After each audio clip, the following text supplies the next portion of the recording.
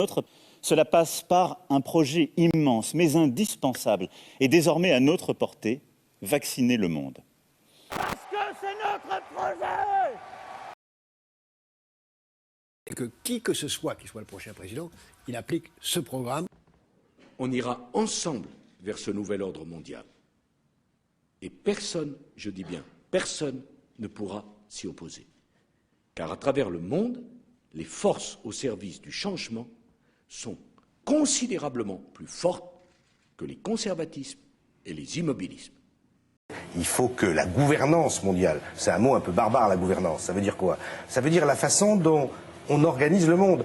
Plus on va dans la mondialisation, plus il faut des structures pour organiser le monde. C'est le pile et face de la même pièce. Eh bien, le monde d'après, c'est un monde qui peut être différent si effectivement le pouvoir dans cette gouvernance, dans l'organisation économique et financière du monde, est différemment réparti. Ça, c'est pas un combat qu'on va gagner en 2 heures. Alors jamais la nécessité d'un nouvel ordre international n'a paru aussi nécessaire autour de 3 principes que nous portons depuis des années.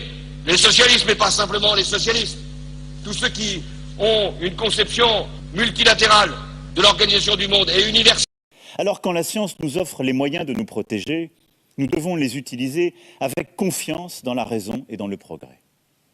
Pour nous protéger et pour notre unité, nous devons aller vers la vaccination de tous les Français, car c'est le seul chemin vers le retour à la vie normale.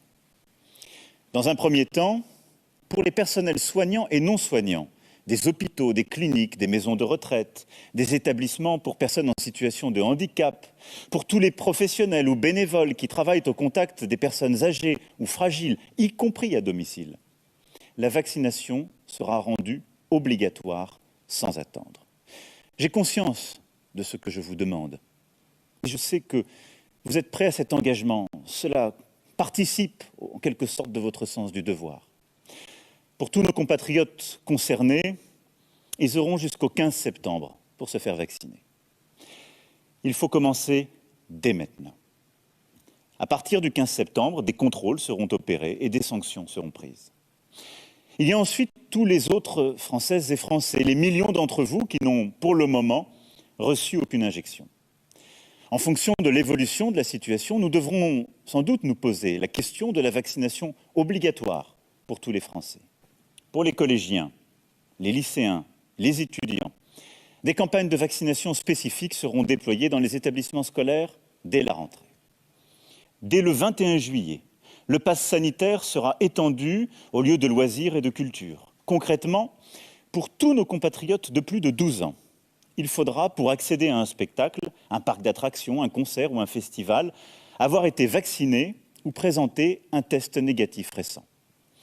Ce pass est disponible sur l'application Tous Anti-Covid, mais chacun peut utiliser la version papier remise au moment de la vaccination.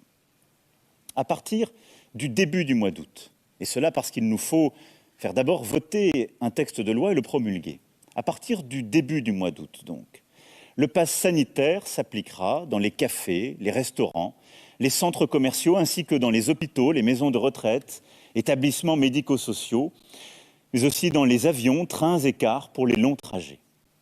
Là encore, seuls les vaccinés et les personnes testées négatives pourront accéder à ces lieux, qu'ils soient d'ailleurs clients, usagers ou salariés. En fonction de l'évaluation de la situation, nous nous poserons la question de l'extension du pass sanitaire à d'autres activités encore. Aujourd'hui, au bout de ça, on parle de puces qu'on pourra s'implanter. Ce sera quand ça? Certainement dans les 10 années à venir. On pourrait s'imaginer qu'on les implante dans nos cerveaux ou dans nos topos. Et à la fin, peut-être il y a une communication directe entre notre cerveau et le monde digital. Ce que nous voyons, c'est une sorte de fusion du monde physique, digital et biologique.